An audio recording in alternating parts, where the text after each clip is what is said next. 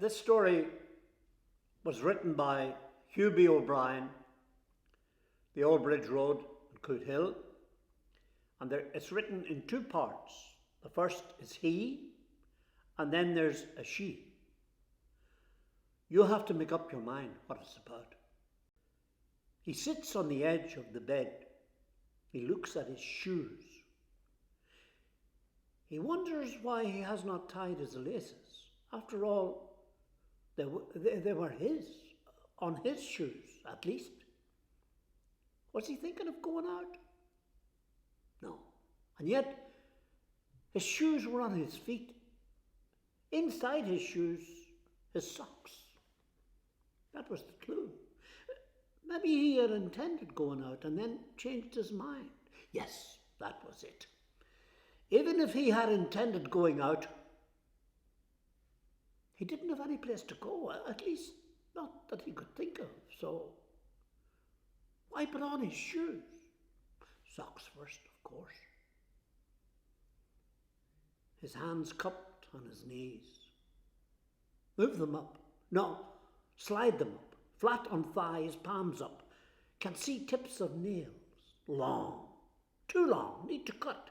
Need scissors. Have to move to drawer in kitchen. Need to tie laces. Will go out. If laces tied. No reason not to. Difficult choice. But it is there. Ever since that night. More difficult now. Need to cut. Need scissors. Cannot go. Lifts left hand to scratch right ear. Feels hair over ear.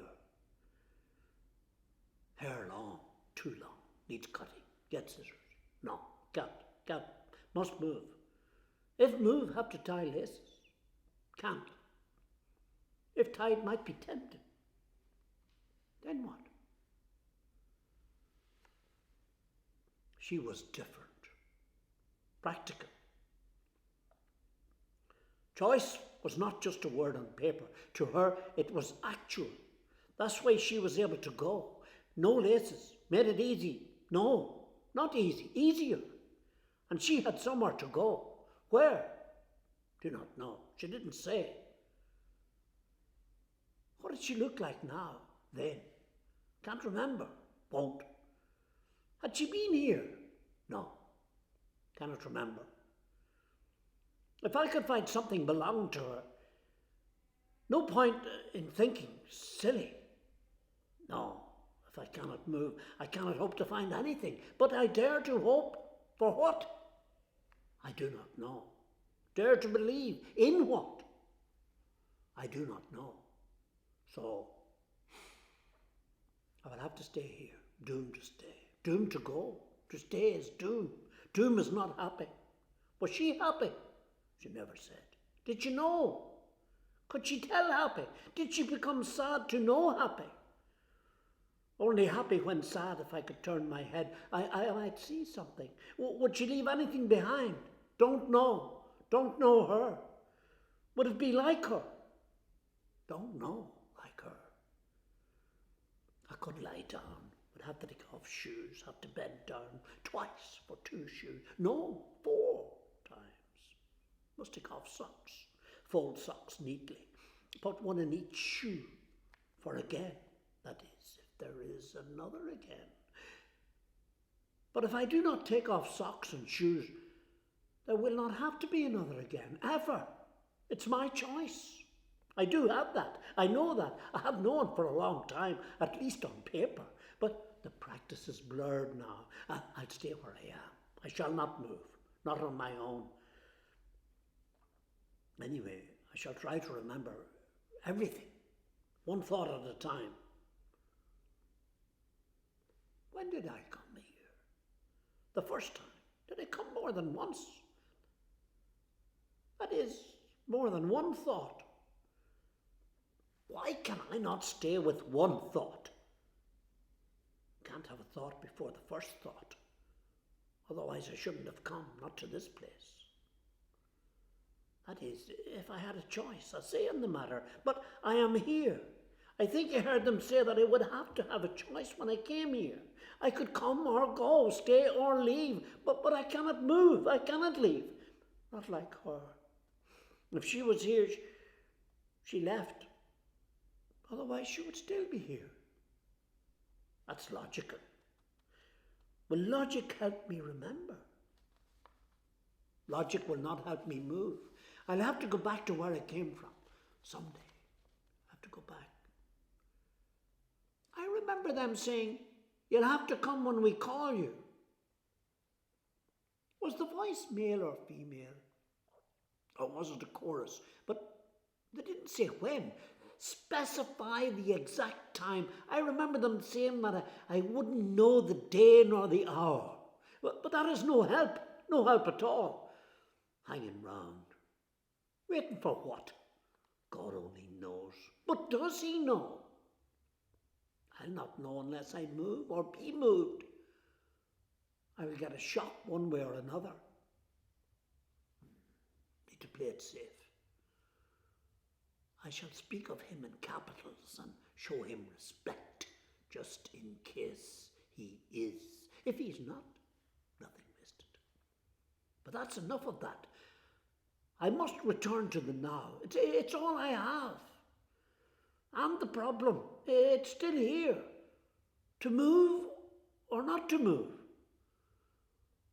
Wise men say that all we have is the now, but when that passes, what then? Another now, and then another, and so on until the end to a place where the now is blurred. But it wasn't always like this. Did I spend too long at it, thinking, inactive? When I look back, which is a movement of a kind, what was it that brought me her? Was I too full of the need to write a help yourself truth? Anyhow, the time full of the now has passed. So, what was the point of it all?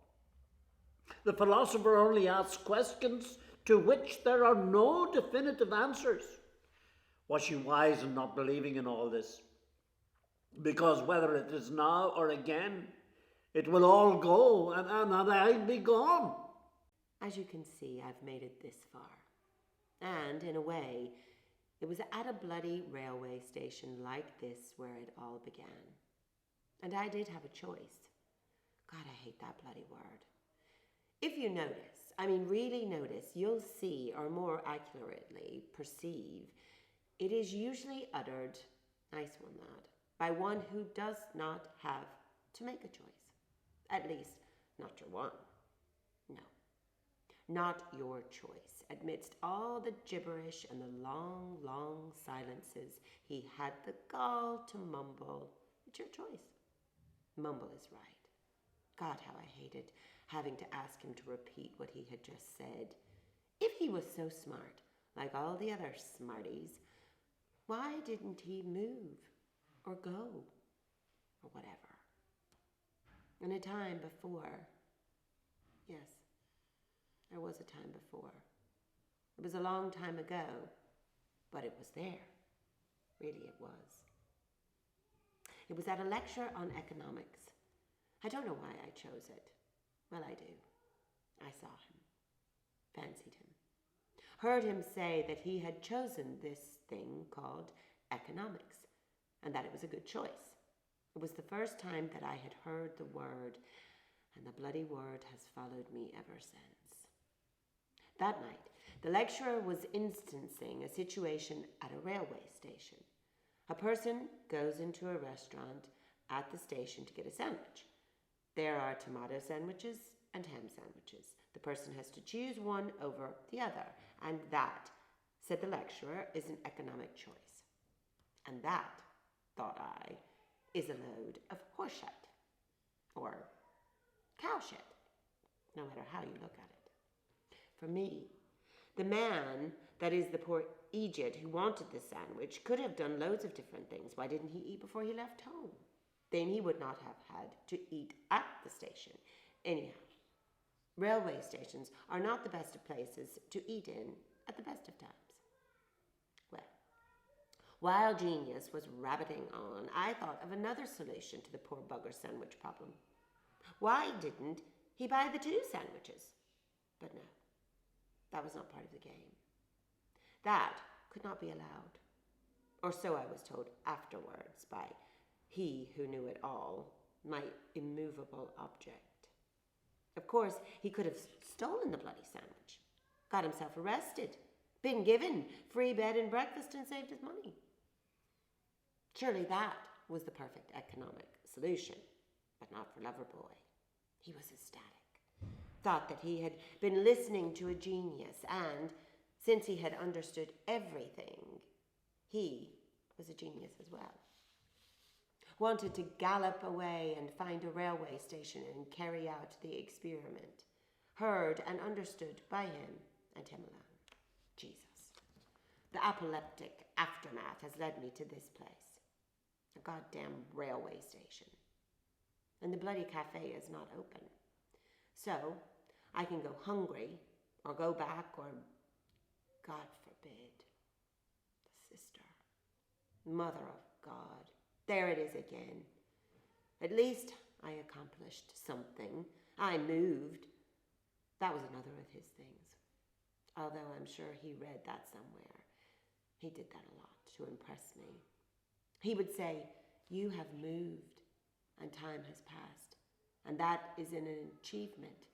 If you stay in one place, you also achieve because you have more time to think, which is the only reason for living." I didn't even answer him, but I thought all the more. I could hear my mother's voice as she listened to the wise men of the parish talking about what they would do if they were in government. Fine words will butter no parsnips. Aren't we all full Egypts to fall for the promised word? Never seemed to dawn on the economic genius that not paying the rent was a bit more serious than buying a sandwich at a railway station.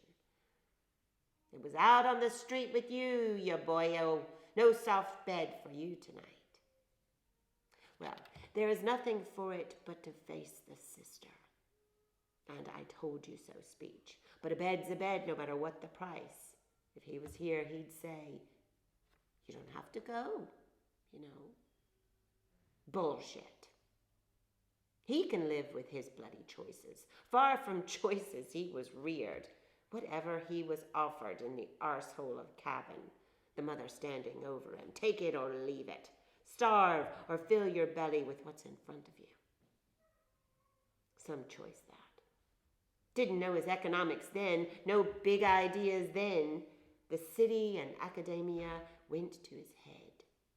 But wasn't I the right Egypt to follow him in his notions of geniosity? He was going to change the world, and I was to be a part of that. Enough of that. I'm out. When I look back, I could see how his words could mesmerize me. That is, until one night he told me that I should take up philosophy. It had freed him because there were no answers. Well, I said, you had better find an answer to the household problem of no fucking food in the cupboard and less in our bellies. He will be lost without me. And I'll get lost if I go back. But I'll probably get lost anyway. Like Little Red Riding Hood, I should not have strayed. Unfortunately, there is no good guide to save me from... what? Myself? As Oliver Hardy used to say in the funnies, this is another fine mess you've got me in.